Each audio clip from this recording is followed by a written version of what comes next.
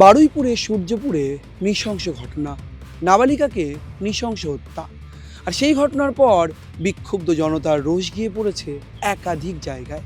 ঘটনার তদন্ত হওয়ার আগেই ইন্দ্রজিৎ মণ্ডলকে গণপিটুনিতে মেরে ফেলা হয়েছে শুধুমাত্র সন্দেহের বশে।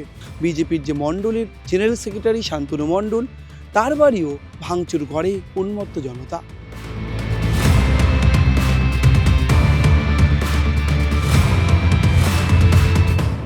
কিন্তু বহুকাল ধরে বিজেপি করা শান্তনু মণ্ডলের বিরুদ্ধে অভিযোগ উঠছে তিনি নাকি অভিযুক্তকে ছাড়িয়ে নিয়ে গিয়েছেন।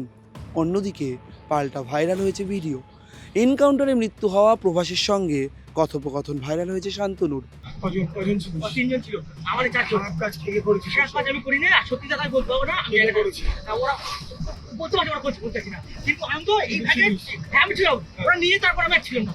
সেখানেই প্রশ্ন উঠেছে, এই ঘটনায় সত্যিই কি বিজেপি নেতা শান্তনুর প্রভাব ছিল, নাকি শুধুমাত্র রাজনৈতিক কারণ অথবা চক্রান্তের বশবর্তী হয়ে এই ঘটনার পরিপ্রেক্ষিতে এমন আক্রমণের শিকার হয়েছিল শান্তনুর পরিবার। এলাকায় পৌঁছেছি আমরা, একেবারে সূর্যপুরের কাছে টেরা এলাকায় বাড়ি বিজেপি নেতা শান্তনু মণ্ডলের। সেখানে এসে দেখা গেল এমনই বেনজির ছবি। ভাঙচুর হয়ে যাওয়া বাড়ি, স্কুটি ভেঙে যাওয়া, তছনছ হয়ে যাওয়া সব কিছুর মধ্যেও প্রশ্ন উঠছে, শান্তনু কি আসল অপরাধী? যদিও স্থানীয়রা বলছেন ভয়ে পালিয়েছেন শান্তনু, তার কারণ উন্মত্ত জনতার আক্রমণ। ইতিমধ্যেই পুলিশ পোস্টিং হয়েছে শান্তনুর বাড়ির রাস্তার মুখে। শান্তনুকে ফোন করেও পাওয়া যাচ্ছে না।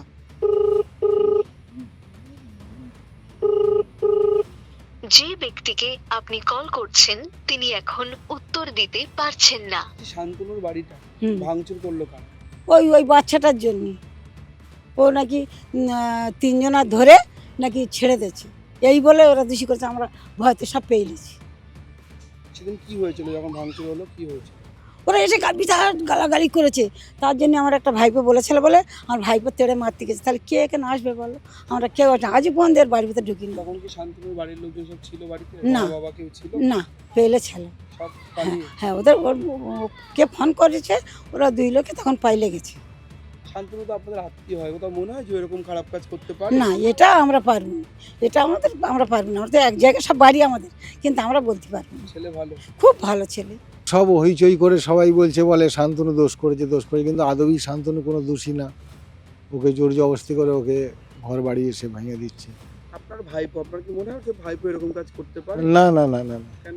ও খুব ভালো ছেলে, ওকে সবাই পাড়ার লোক সবাই ওকে ভালোবাসে, সবাই ওকে এ করে, সবার বিরুদ্ধে ও যায় গিয়ে দাঁড়ায়। ইচ্ছাকৃত এই ঘটনাটা ঘটেছে? হ্যাঁ, ইচ্ছাকৃত ঘটনাটা ঘটিয়ে ওকে ফাঁসাচ্ছে। আমরা অনেক দিন ধরে চিনি। বহু বছর ধরে? হ্যাঁ, কেমন ছেলে শান্তনু? খুবই ভালো ছেলে। সবার মানে বিপদে আপদে ও যায়, ঠিক আছে। মানে যেখানেই হোক না কেন রাত বিতি ও ছুটে চলে যাবে, একটা কারোর ফোন পেলেই ও চলে যাবে যে এর বিপদ হয়েছে, আমার যেতে হবে। আজ যদি না ওকে নিয়ে যাওয়া হতো, আজ ইন্দ্রজিতের মতো ওকে মেরে দেওয়া হতো। ওকে মেরে দিলে বাকি তিনজন হাওয়া খেয়ে গায়ে ঘুরতো, এই একজনই সাজা পেয়ে যেত, আর বাকি অপরাধীরা দিব্যি ঘুরে বেড়াতো, ঠিক আছে। ও যে কাজটা করেছে, ঠিক আছে, সেটা হয়তো এরা আগের বয়সে না জেনে শুনে ওর ঘর বাড়ি ভাঙা, ঠিক আছে, এগুলো এরা ভুলবশত করে ফেলেছে। উপকারটা করলো আর ওকে বলি বানাচ্ছে। এই যে আপনার কে হয় শান্তনু মণ্ডল? ভাইপো। কেমন ছেলে? ভালো ছেলে। এই ঘটনাটা ভিডিও দেখা গেছে, ওর সাথে প্রভাস মণ্ডলের কথা হচ্ছে, ওনাকে অভিযুক্তদের ছাড়িয়ে নিয়ে গেছে, এসব কোনো রকম হতে পারে? এরকম না না কেন মনে হচ্ছে? না কেন? আপনি তো নিশ্চিত যে ও খারাপ কাজ করতে পারে না? ভালো না, ছেলে। ও ভালো ছিল স্যার।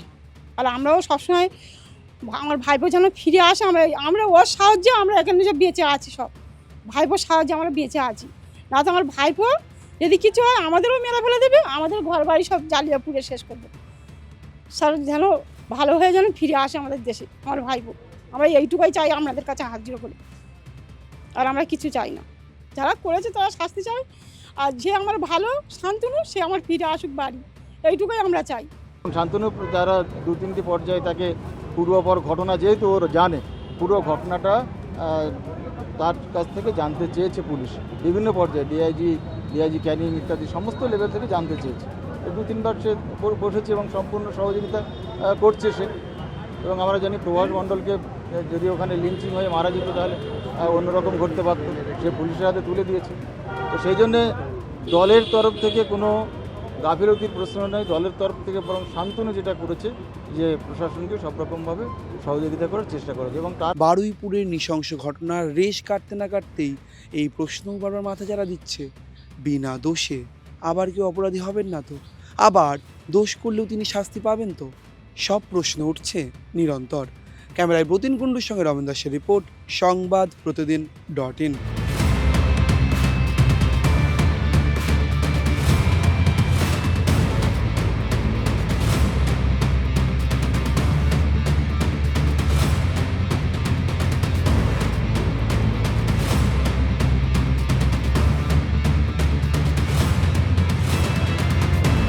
ফলো করুন সংবাদ প্রতিদিন ডিজিটাল।